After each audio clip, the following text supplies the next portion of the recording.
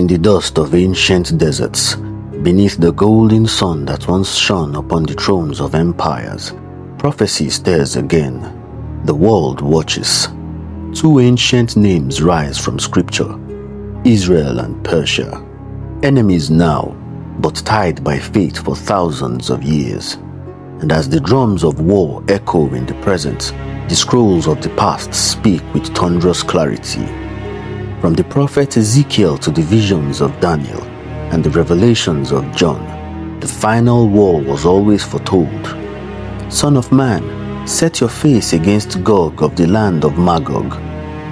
Persia, Ethiopia, and Libya are with them.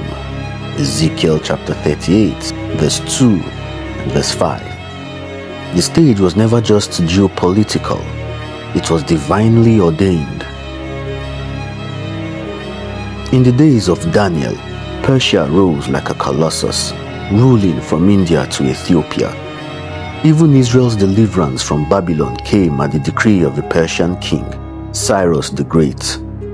But the prophet Daniel saw more than an empire.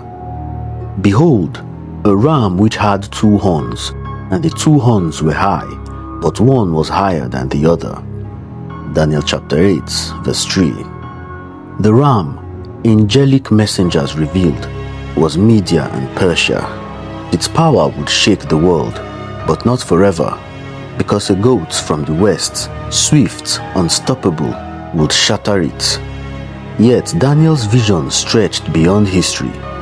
It leapt into the later days, to a time when Persia's spirit would rise once more, clothed in modern banners, preparing for a final clash. And in today's world, Persia is no more, but another nation carries its mantle, and the confrontation with Israel, once political, is now apocalyptic. The prophet Ezekiel saw a storm rising in the later years. He will come from your place out of the far north, you and many peoples with you, against my people Israel. Ezekiel chapter 38, verse 15 to 16. Gog of Magog, a mysterious northern leader, would gather a confederation of nations. Among them, Persia. Alongside it, Ethiopia, Libya, Goma, Togama. A coalition bound not by politics, but by prophetic alignment. These nations would rise against Israel, not for land or pride alone, but to challenge the very God of heaven. It shall be in the later days that I will bring you against my land, so that the nations may know me. Ezekiel chapter 38, verse 16. And today, the alliances are forming. The ancient scrolls have not changed, but the players are in motion. At the heart of prophecy lies a single city, not Rome, not Mecca, not Washington, but Jerusalem. Behold, I will make Jerusalem a cup of trembling unto all the peoples round about. Zechariah chapter 12, verse 2. In the final days, all nations will turn their eyes and their weapons toward her. From the ashes of past sieges, the city that housed the temple, the ark, and the throne of David will once again become the battleground of eternity. But it will not fall, for the God of Israel has declared, then the Lord will go forth and fight those nations. Zechariah chapter 14, verse 3.